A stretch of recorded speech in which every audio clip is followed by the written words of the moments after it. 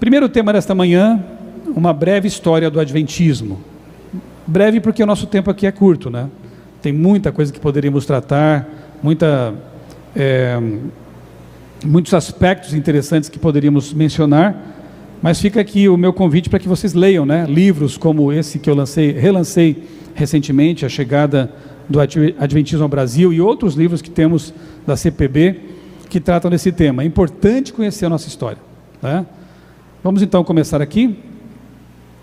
Bem, eu quero dizer a vocês o seguinte, que a minha vida como adventista foi tremendamente impactada pelo meu TCC do curso de jornalismo. Como assim?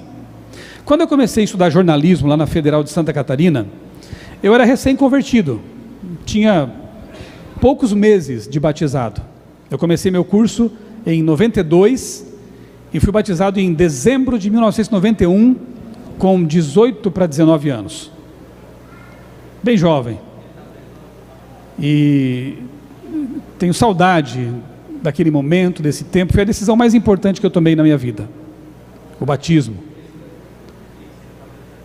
Quando eu estava terminando o meu curso de jornalismo, eu precisava decidir o projeto final, como todo mundo que faz faculdade tem que fazer, né? O TCC, Trabalho de Conclusão de Curso. Mas eu não queria apenas fazer um trabalho para tirar a nota e ser aprovado e sair com um canudo na mão e formado. Eu queria fazer algo que pudesse contribuir com a igreja, algo que pudesse honrar o nome de Deus no meu curso também. Então Deus colocou no meu coração a ideia de escrever um livro-reportagem sobre a chegada do Adventismo ao Brasil. E eu estava pertinho, Santa Catarina, eu morava lá, estava em Florianópolis estudando, e a história, ela começa ali no Vale do Itajaí, Brusque, né? Gaspar Alto especificamente.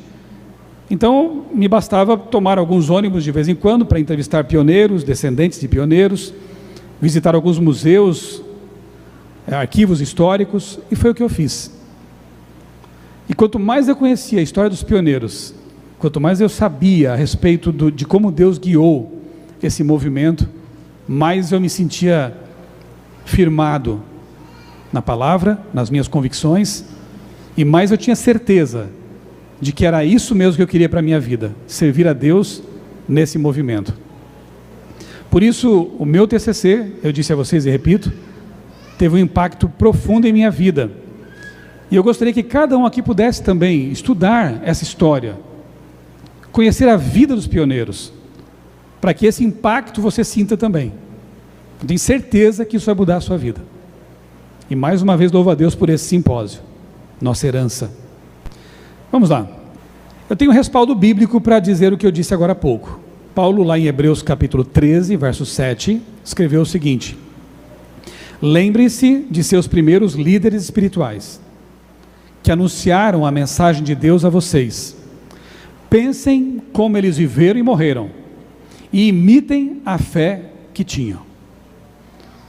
À tarde eu vou contar para vocês quais foram os 3 lugares de todas as minhas pesquisas que mais me impressionaram. E você vai lembrar desse texto. Imitem a forma como eles viveram e morreram. Portanto, Paulo nos convida a lembrar dos pioneiros, nossos primeiros líderes espirituais, para que possamos imitar a conduta deles, naquilo que fizeram de bom, para imitar a garra que eles tiveram, com tão poucos recursos. Sabe, isso me faz pensar, eles tinham tão pouco e fizeram tanto. Não tinha internet, não tinham avião, não tinham nem carro, mas tinham o poder do Espírito Santo, e fizeram tanto. Hoje nós temos tantas facilidades. Você completa a frase: quanto temos feito? Pense nisso. Outros textos interessantes, Testemunhos para a Igreja, volume 6. A história passada da nossa causa deve ser repetida muitas vezes ao povo, tanto aos velhos como aos moços. Necessitamos rememorar frequentemente a bondade do Senhor e louvá-lo por suas maravilhas. O que estamos fazendo hoje é atender a esse chamado da serva do Senhor. Fale sempre da nossa história. Repita sempre aos adultos, aos jovens e às crianças. Fale. Outro texto, o outro poder, página 96. O registro da experiência vivida pelo povo de Deus no início da história do nosso trabalho deve ser publicado.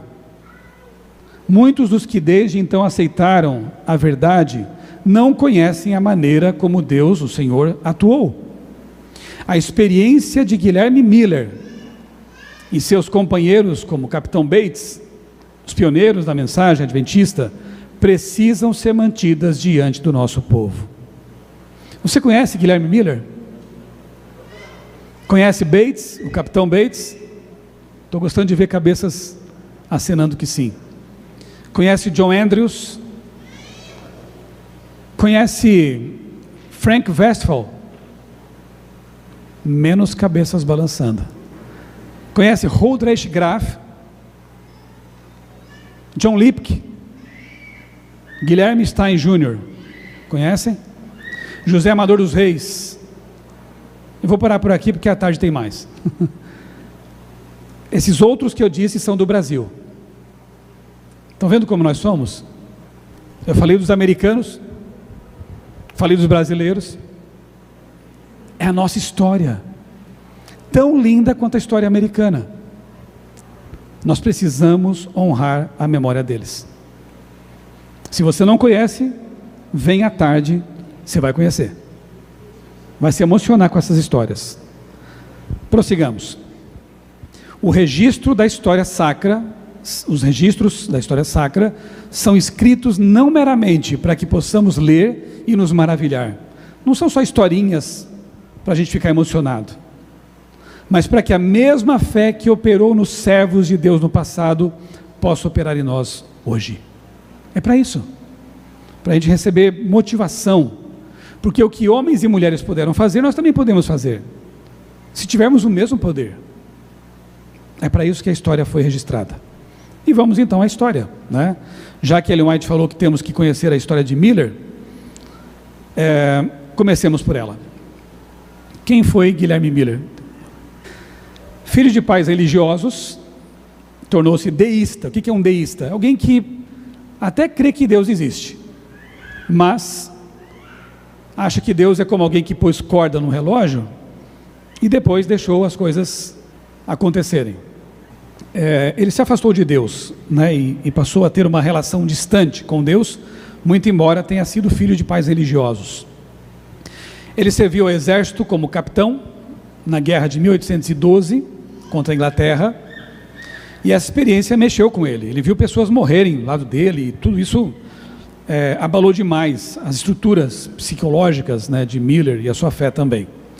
Em 1816 passou a estudar a Bíblia com dedicação, até que se deparou com a profecia de Daniel 8,14. A história dele é muito interessante, porque ele tomou uma decisão: eu vou tomar a Bíblia e vou lê-la verso por verso, não vou avançar até que eu consiga entender tudo.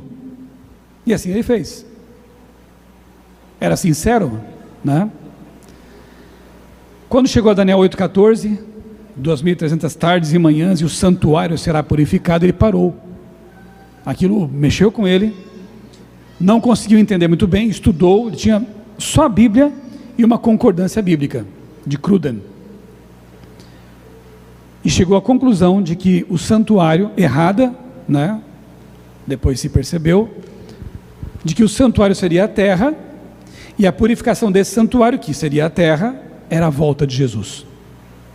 Espera aí, então eu descobri um texto que fala da data da volta de Jesus, 2.300 dias, anos.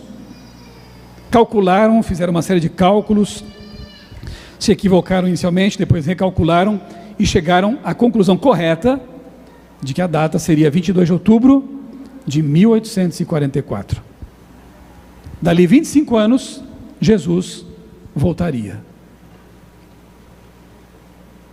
O que você sentiria se descobrisse isso?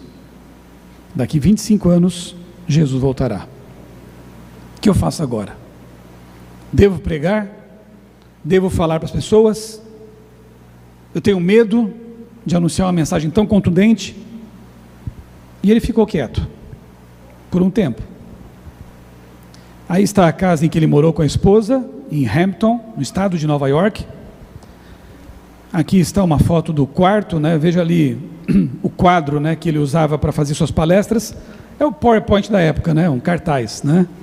E sobre a mesa de estudos, a Bíblia e a concordância. É muito bonito isso, né? Ver uma pessoa que se dedicou tão seriamente a conhecer a palavra de Deus. Era um grande homem. Então o que aconteceu? Miller, com 50 anos, daqui 2 anos eu vou ter a idade dele, ele prometeu a Deus o seguinte, tentando se livrar do problema: se alguém vier à minha casa e me convidar para pregar essa mensagem, eu vou. Ele pensou, quem vai vir aqui? Uma fazenda isolada, até hoje, é um local bem afastado, né? Para pedir especificamente que eu pregue sobre esse assunto. Quem? 30 minutos depois, o sobrinho dele bateu a porta, de manhã cedo, e disse: tio Miller, olha, você aqui essa hora? Que houve? Tio Miller, pai dele, desse menino, era um pregador. Papai quer que você vá à igreja dele e pregue sobre os assuntos que o senhor tem estudado na Bíblia. E agora? Ele era um capitão do exército, um homem de palavra. Ele saiu correndo na hora, foi para um bosque que fica atrás da casa, aí está, se prostrou no gramado e disse: Senhor, eu não tenho coragem, mas tu acabaste de me dar uma resposta clara, me ajuda, me dá poder para eu pregar essa mensagem. E assim começou um movimento chamado Millerita, né? Para você ter só uma ideia do poder, do alcance dessa mensagem, Estados Unidos na época tinha uma população de 17 milhões de habitantes. Por meio de palestras, de pregações, de folhetos, de jornais, os milleritas adventistas alcançaram 1 milhão de pessoas. Veja o alcance dessa mensagem. Não foi brincadeira. Isso está na história, registrado como despertamento adventista. Antes de haver igreja adventista do sétimo dia, claro. 50 mil pessoas creram nessa pregação. Aceitaram a mensagem de Miller e outros milleritas e estavam na expectativa. Daqui 20 anos, daqui 15 anos, daqui 10 anos, daqui 5 anos, e o tempo se aproximava, Jesus voltará. Pense como foi maravilhosa essa espera. Outra figura importante para a nossa história, Rachel Oakes, uma jovem senhora batista do sétimo dia. Ela havia se mudado para uma igrejinha que fica lá no estado de New Hampshire, cidade de Washington, não a capital, outra cidade com o mesmo nome, de Washington. E um dia ela estava ali naquela igreja, que eram guardadores do domingo, mas ela não tinha outra para frequentar, passou a frequentar aquela igreja. O pastor Frederick Wheeler falou sobre os mandamentos de Deus, e naturalmente que ele falou do domingo, né? No fim do culto, tranquilamente, a senhora Wheeler, como se deve fazer, em particular, com amor, não é?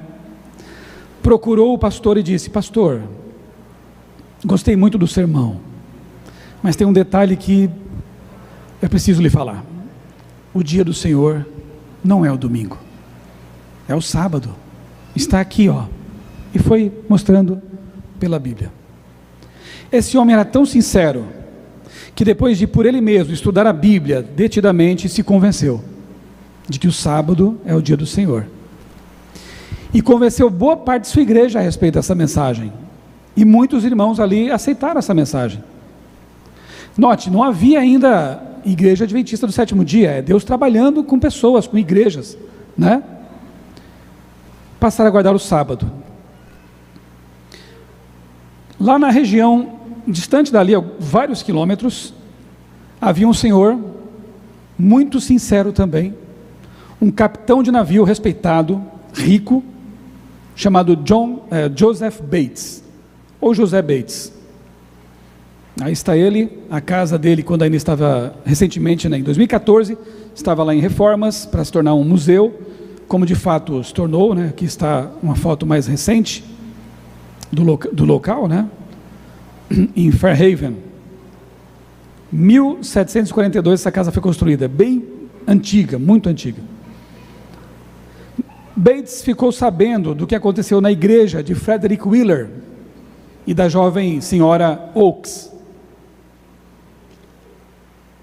Ficou curioso com aquela mudança da igreja, guardando o sábado, que história é essa?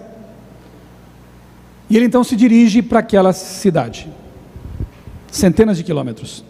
Pegou seu carro, não, talvez a cavalo, carroça, né? Alguma coisa assim, e foi em busca da verdade. Isso que é bonito, sede. Chegou até aquela igreja, conversou com o pastor, passou ali alguns dias, e voltou convencido também, de que o 7º dia da semana é o memorial da criação, o sábado do Senhor. Conta até a história que quando Bates estava voltando já para casa, havia na época uma ponte, uma pequena ponte, que separa Fairhaven de New Bedford. Atravessando a ponte, um senhor passa por ele, e como eles sabiam que Bates era um senhor bem informado, né? Era um capitão antenado, inteligente. Senhor Bates, quais são as novidades? Quais são as notícias? E ele disse assim: as novas são de que o sábado é o dia do Senhor. Aquele homem se converteu depois também. Um dia Bates tem um sonho, e Deus diz para ele o seguinte: vá para Battle Creek, Michigan, pregar sobre essa mensagem. Eu vou então, Deus está mandando. E o capitão Bates então vai longe, foi para Battle Creek, e quando chega até a cidade, ele procura nos correios, vai até os correios e pergunta para alguém lá: quem é o homem mais honesto dessa cidade? Olha que abordagem interessante. Quem é o homem mais honesto dessa cidade? E o pessoal do correio apontou para ele a casa de David Hewitt. Bates foi até lá. É emocionante demais isso, ver Deus conduzindo as coisas. Bates vai até a casa de Hewitt, de manhã cedo, bate a porta e diz: eu tenho uma mensagem para você. Entre. Você faria isso? Entre. Estamos aqui no café da manhã, fazendo culto, e você venha falar para nós. E Bates contou tudo o que tinha estudado, pregou ali, e aquela família inteira se tornou guardadora do sábado. Anos depois, os adventistas do 7º dia, já buscando se organizar, tinham que escolher um nome para a igreja. Que nome daremos para a nossa igreja? Igreja de Deus? Igreja isso, aquilo? Aí um senhor levanta a mão e diz: eu tenho uma sugestão. Que tal? Igreja Adventista do 7º dia. Olha, é isso. Resume tudo que a gente mais preza. Resume a nossa esperança maior, a volta de Jesus, e a nossa missão de pregar o criacionismo, o sábado, a criação, o Deus Criador. É isso aí. Depois Ellen White confirmou. Sabe quem foi que levantou a mão e deu a ideia? O homem mais honesto de Battle Creek, David Hewitt. Foi ele. Lindo, né? Essa cidade foi sendo transformada. Várias pessoas foram se convertendo ali em Battle Creek. Inclusive depois, né, anos depois, já casada, Ellen White com o Tiago White se mudaram para lá. Eles compraram uma casinha. Esses anexos laterais não existiam, foi o Tiago que construiu. Era uma casa pequena de 2 andares de madeira. Eles compram aquela casa, mal tinham móveis para colocar dentro, eram bem pobres no começo da história. Tiago então constrói aqueles anexos, um para servir de quarto para os meninos, e em cima dessa casa, no quarto de cima, ali está a plaquinha, né, na Vila Histórica, lar de James, Tiago e Ellen White. Em cima, nesse quarto, está ali uma mesa, a mesa, né, uma poltrona com uma mesa adaptada. Foi ali que Ellen White escreveu o livro O Grande Conflito. Ali que o diabo tentou silenciá-la ela ficou doente várias vezes. Houve momentos que ela mal conseguia segurar a pena para escrever. Ali que ela clamou a Deus por poder e nos legou essa obra tão importante, O Grande Conflito. É um local solene, né? O dia 22 de outubro passou e trouxe muita tristeza, muito desapontamento. Eu sei que hoje, tão distante no tempo, a gente não consegue nem avaliar o que foi isso, né? Então, quando chega nesse momento, eu gosto de contar uma história de um outro pioneiro, chamado Carlos Fitch, um pregador congregacionalista, se eu não me engano, que aceitou a mensagem de Miller e pregou com toda a dedicação, com todas as suas forças, que Jesus breve ia voltar. Uma semana antes da volta de Jesus, como eles criam, Fitch ficou doente. Teve uma doença pulmonar grave, de tanto que batizou pessoas em rios gelados ali daquela região, e morreu, faltando 8 dias para a volta de Jesus, como eles criam. Só que a esposa dizia para as crianças, para os filhinhos de Carlos Fitch: não se preocupem, daqui uma semana o papai vai voltar, ele vai ressuscitar porque Jesus está voltando. Se a sua voz não embarga nesse momento, é porque você não entendeu. Se os olhos não se enchem de lágrimas nesse momento, é porque a gente não entendeu ainda. Filhinhos, daqui uma semana o papai volta. E os dias foram passando. 22 de outubro, amanheceu. E nada. O dia foi passando. E nada. E eles pensaram: deve ser a meia-noite. Porque na Bíblia diz que à meia-noite o noivo chega. E à meia-noite vários milleritas espalhados pelo país, inclusive na família de Carlos Fitch, estavam atentos ao relógio. Quando bateu a meia-noite, nada aconteceu. Foi o desespero, a tristeza, a amargura. Uma mãozinha pequena toca a mão da mãe e pergunta: mamãe, por que papai não veio? O que você diria para uma criança assim? O desapontamento foi um momento muito amargo. Só que você não precisa se envergonhar disso. Não precisa. Você vai entender por quê. Atrás da família, da casa de Miller, Guilherme Miller, existe uma formação vulcânica assim, rochosa, né? Que foi apelidada depois de Rocha da Ascensão. Ali, Miller, sua família, vários amigos estavam em pé, aguardando Jesus voltar. E dali tiveram que voltar para casa arrasados. Em 2014 eu tive a oportunidade de pesquisar alguma coisa por lá. Estávamos com um grupo de editores. O pastor Alberto Tim foi o nosso guia, nosso professor. E no dia, olha que coisa, exatamente no dia 22 de outubro de 2014, 170 anos depois, nós estávamos ali fazendo um culto. Foi um momento muito marcante para nós. E renovamos ali mais uma vez nossa esperança e nosso desejo de pregar a mensagem de Deus, para que um dia Miller e seus amigos, seus irmãos, possam se erguer da sepultura, para ver que a esperança deles não foi em vão. Miller construiu uma igrejinha no seu terreno, na sua fazenda, porque ele perdeu assim, pense como ele ficou abalado, ele ficou muito triste com tudo isso, mas não perdeu a fé. Como ele não tinha mais assim, clima, né, para frequentar uma igreja, ele construiu uma igreja para ele, para sua família, e terminou seus dias ali. Mas eu quero ler para vocês o que Ellen White escreveu sobre esse grande homem. Primeiros Escritos, página 258, ela escreveu o seguinte: Deus escondeu Miller na sepultura, afastando-o daqueles que o estavam constantemente desviando da verdade. Moisés errou quando estava prestes a entrar na terra prometida. Assim também eu vi que Miller errou quando devia logo entrar em Canaã celestial, em permitir que sua influência fosse contra a verdade. Outros levaram Miller a isso, outros darão contas a Deus por isso, mas os anjos vigiam o precioso pó desse servo de Deus, e ele ressurgirá ao som da última trombeta. Amém? Eu quero conhecer Miller, quero dar um abraço em Miller. pela firmeza dele, pela dedicação dele, e dizer que não foi em vão o trabalho dele, apesar de tudo que aconteceu. Sabe, irmãos, agora faremos um salto no tempo para 1800 anos antes. Vamos lá? Embarcaram na máquina do tempo comigo?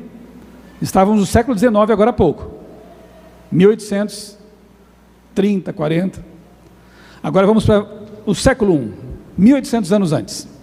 E eu quero falar para vocês sobre o primeiro desapontamento, parte 1. Esse que eu acabei de falar é a parte 2.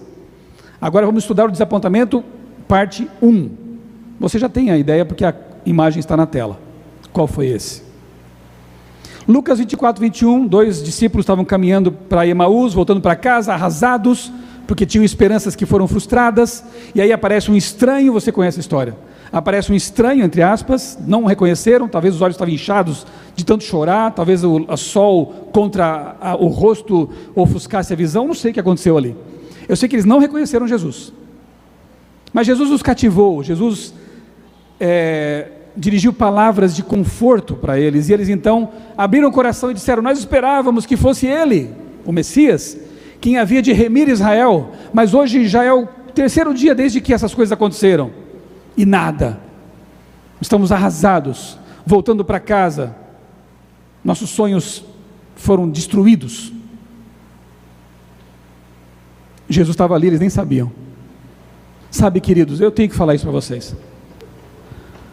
Às vezes as lágrimas, às vezes a dor, o sofrimento, a pressão, as críticas, fazem parecer que Deus não está com a gente, mas isso é um sentimento humano, porque na realidade, pela fé, e fé é mais do que sentimento, fé é uma convicção profunda, a gente entende que é nesse momento que Deus está com a gente, mais do que nunca, nos confortando, nos pegando no colo até. Olha o caso desses dois discípulos, as lágrimas os impediam de ver que era o próprio mestre que estava caminhando com eles, mas o mestre estava ali, o mestre está com você, o mestre está comigo, especialmente quando sofremos, especialmente quando o caminho é escuro. Quando Cristo morreu na cruz, houve muita tristeza, desapontamento, gerado por quê? Pelo quê? Por falsas expectativas. Eles tinham a Bíblia, eles tinham a revelação, mas entenderam errado, idealizaram o Messias, idealizaram o que seria o reino, e se desapontaram. A culpa não foi de Deus. Desejar outras nações, página 776. De todos os lados ouvia-se o clamor: queremos o Cristo, o médico, quem dá pão.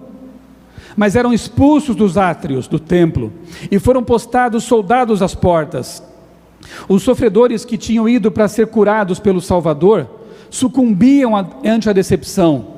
Médicos eram consultados em vão, não havia eficiência como a daquele que jazia no túmulo de José.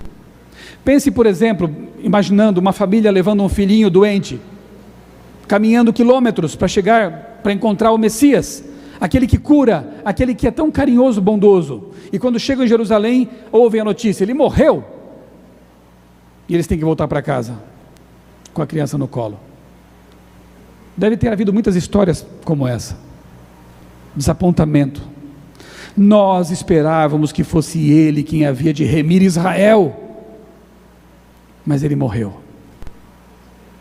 Sabe, irmãos, além da decepção parte 1, houve uma entrada triunfal parte 1. Você lembra? Que pouco antes de Jesus morrer, ele faz uma coisa muito estranha. Jesus é surpreendente. Sabendo que eles iam se desapontar, sabendo que ele morreria dali pouco tempo, ele monta num jumentinho e entra triunfalmente em Jerusalém, sabendo que os judeus iriam na hora associar com Zacarias, capítulo 9, que profetizara que o Messias, o rei, iria entrar em Jerusalém montado num jumentinho. Por que ele fez isso? Se ele sabia que depois de pouco tempo daquilo ele ia morrer. Não é estranho? A gente começa a perguntar algumas coisas quando pensa nisso. Primeiro, como podia Jesus, o caminho, a verdade e a vida, participar de um engano premeditado? Segundo, como podia o príncipe da paz preparar intencionalmente o ambiente para uma grande tristeza que se seguiria. Terceiro, Jesus enganou o povo ao levá-lo a vê-lo como rei, será? Ele sabia que ele não era o rei para tomar o trono dos romanos, mas deixou o povo pensar isso. E quarto, o que, afinal, causou a decepção? Vamos ver? João capítulo 1, verso 29, quando o Batista contempla Jesus vindo até ele para pedir o batismo, ele diz: eis o Cordeiro de Deus, que tira o pecado do mundo. Os judeus sabiam muito bem que cordeiros de Deus morriam no templo, e ao dizer isso de Jesus, era para automaticamente eles pensarem: então, ele é o Cordeiro que vai morrer? Daniel 9, 26, 27, 500, 600 anos antes de Cristo, já tinha uma profecia precisa, dizendo, no meio da semana profética, ele vai ser cortado, vai ser morto o príncipe, o Messias, estava lá. Isaías 53, que capítulo forte, do servo sofredor, daquele que vai ser massacrado como ovelha muda, levado ao matadouro, estava lá. O Messias vai morrer, mas eles passaram por alto tudo isso, porque eles queriam algo diferente. Eles queriam uma libertação política, uma libertação temporal, mas o Messias tinha outro reino para oferecer, algo muito maior do que apenas uma libertação política, a cura para o pecado, a solução do grande conflito. Em Gênesis 3 já estava lá a promessa de que o Messias viria, a serpente iria machucá-lo, sim, mas ele ia pisar na cabeça da serpente, ia destruir o mal, mas ele ia ser ferido, estava lá. Para Adão e Eva Deus já disse: o meu ungido, o Messias, vai ser ferido. Entendam isso. Sabe, o céu fez de tudo que pôde para advertir a humanidade, e Jesus, 9 meses antes de sua morte, começou a falar insistentemente disso, como por exemplo nesse texto aqui, Lucas 24, 7, é necessário que o Filho do Homem seja entregue às mãos dos pecadores, e seja crucificado, e ressuscite no terceiro dia. Não, Senhor, que é isso? Vira essa boca para lá, o Senhor é o rei, ninguém vai matar o Senhor. E se tentarem, eu estou aqui com a espada. Jesus tentou, falou várias vezes: eu tenho que morrer, eu vou sofrer na mão dos pecadores. Não, Senhor, isso não vai acontecer, por favor. Por mais de 4.000 anos, o céu fez de tudo para que as pessoas entendessem a missão do Messias, a redenção da humanidade e a vindicação do caráter de Deus. Mas eu pergunto a vocês, de que adiantaria Jesus, Deus, a Trindade Santa, fazer essa obra maravilhosa pela humanidade e ninguém saber de nada disso? Passar batido, como se diz.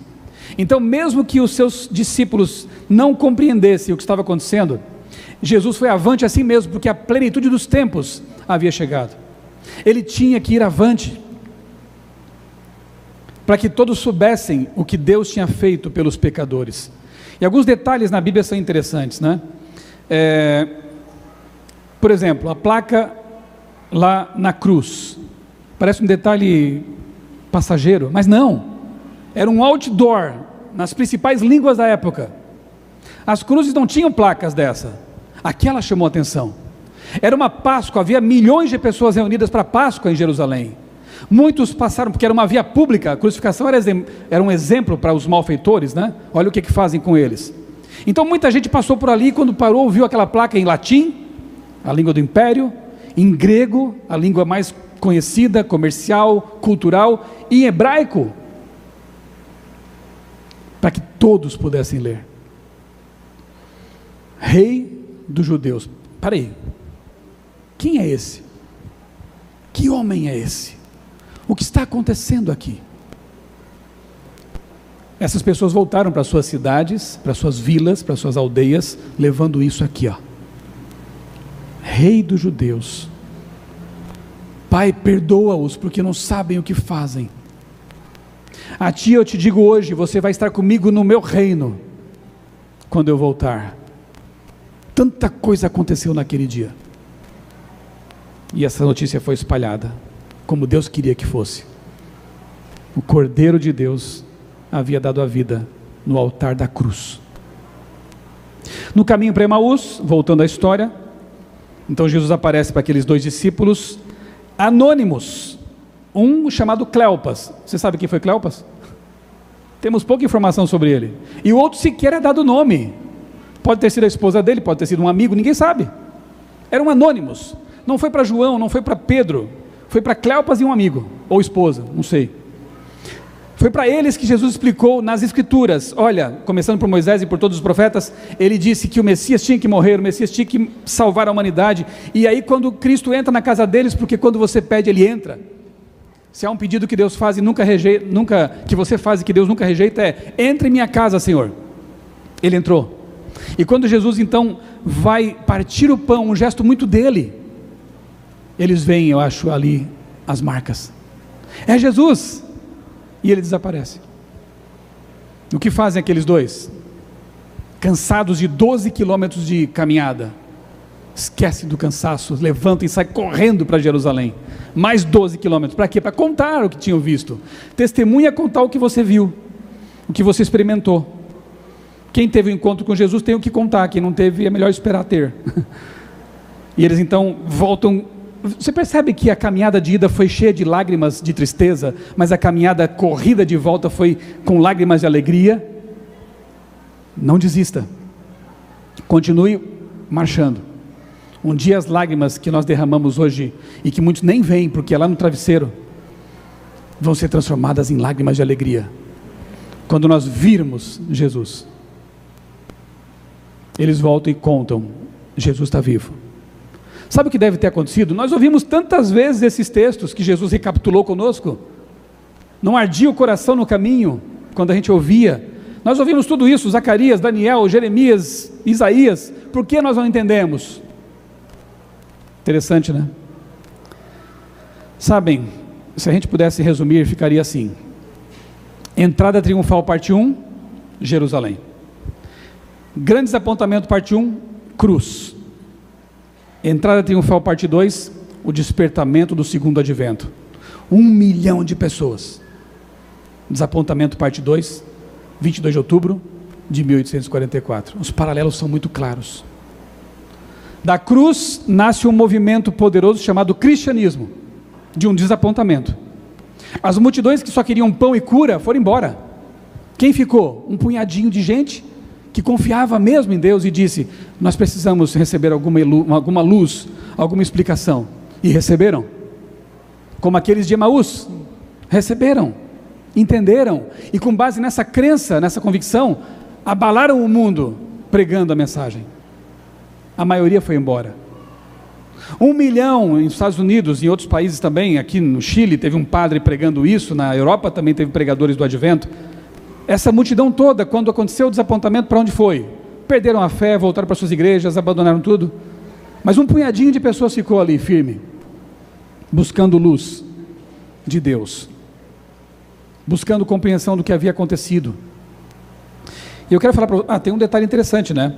Nessa data aí, de 22 de outubro, Cristo começa uma nova etapa do seu ministério salvífico no santuário celestial. Ele inicia um ministério agora no lugar chamado Santíssimo. E ali ele começa o juízo investigativo e continua intercedendo com o seu sangue pela humanidade. Uma fase importante, prefigurada nas cerimônias do Antigo Testamento, do santuário, deixada clara em Daniel. Mas de que adiantaria no céu Deus fazer isso e ninguém saber aqui na terra? Percebeu o paralelo de novo? Deus segue avante, mesmo que seus filhos tenham tido uma má compreensão. Acharam que era a volta dele, quando não era a volta dele. Era um início de uma fase importante de seu ministério celestial. Depois que os filhos dele entenderam, passaram a pregar. Da cruz nasce um movimento poderoso mundial chamado cristianismo. Do desapontamento de 44 nasce um movimento mundial poderoso chamado adventismo, do sétimo dia. E estamos aqui hoje. Qual é a nossa herança? Qual é a nossa missão? O céu fez de tudo para advertir os adventistas, os mileritas, quanto à verdade. Veja, está lá em Daniel 7, Lucas 12, Hebreus 8 e 9, Apocalipse 10 e 11.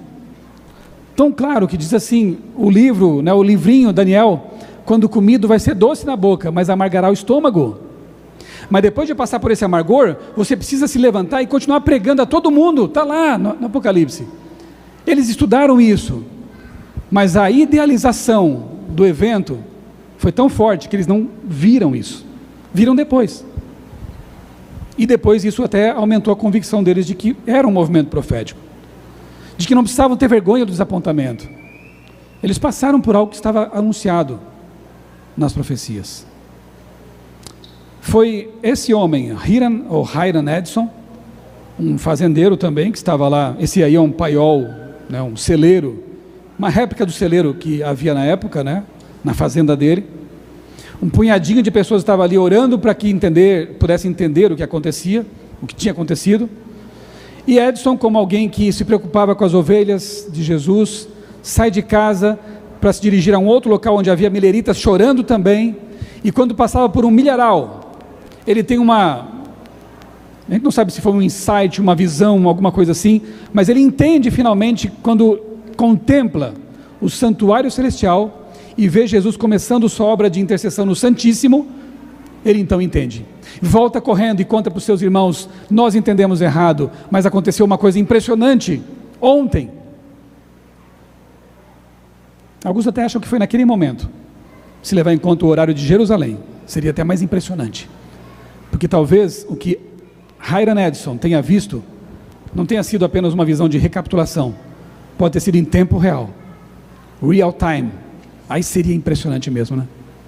Levando em conta o fuso horário, pode ter sido naquele momento, mas enfim, ele entende, a pregação é feita, nasce um movimento poderoso, e aqui estamos nós.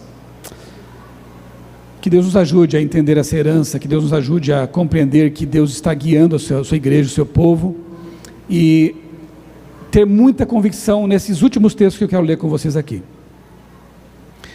A igreja, agora é para nós, hein? A igreja débil e defeituosa, precisando ser repreendida, advertida e aconselhada, é o único objeto na terra ao qual Cristo confere sua suprema consideração. Essa é a igreja. Outro, Deus tem na terra uma igreja que é seu povo escolhido, que guarda os seus mandamentos. Ele está guiando não ramificações transviadas, não um aqui, outro ali, mas um povo. Eu quero estar com esse povo até o fim. Jesus amou a igreja e por ela assim deu a si próprio, e Ele há de aperfeiçoar, refinar, enobrecer e elevar, de maneira que fique firme em meio das corruptoras influências deste mundo. Não necessitamos duvidar nem temer de que a obra não vai avançar. Deus está à frente, Jesus está ali e porá tudo em ordem. Tenhamos fé de que o Senhor guiará com segurança ao porto a nobre embarcação que conduz seu povo. A igreja é perfeita? Não, porque eu sou imperfeito, porque você é imperfeito. A igreja é o corpo de Cristo. Você é o braço, eu sou a perna, o outro são os pés, e todos somos imperfeitos. Então a igreja é imperfeita, não a cabeça dela, que é Cristo, mas a promessa de que Ele vai colocar tudo em ordem. Eu não preciso me desesperar com os problemas, as lutas, as divisões. Eu tenho que dobrar os joelhos e pedir: Senhor, cuida da tua igreja, porque ela é tua, e usa-me como eu puder ser usado nesse processo todo. Não fique triste, abalado, preocupado. A igreja vai triunfar. A profetisa do Senhor falou isso. Embora existam males na igreja e tenham que existir até o fim do mundo, a igreja desses últimos dias, você e eu, há de ser a luz do mundo, poluído e desmoralizado pelo pecado. Enfim, são promessas tão maravilhosas para um povo que deve proclamar as 3 mensagens angélicas. Na próxima palestra eu vou falar um pouco sobre isso. Deus nos abençoe. Feche seus olhos e oremos. Amado Deus e Pai, eu te louvo, Senhor, porque um dia nos mostraste essa luz maravilhosa da tua palavra. Amém. Obrigado, Senhor, por pertencer a um movimento que está anunciando a volta de Jesus, um movimento que aponta para o Deus Criador Todo-Poderoso, Isso não nos faz melhores do que ninguém, isso não nos dá nenhum privilégio além do que outros podem ter, mas é uma missão, é uma responsabilidade, e nós temos que levar avante essa mensagem. Obrigado por esse legado, obrigado por este dia em que estamos refletindo sobre isso. Continua conosco, Senhor, e abençoando a tua igreja e a nós todos.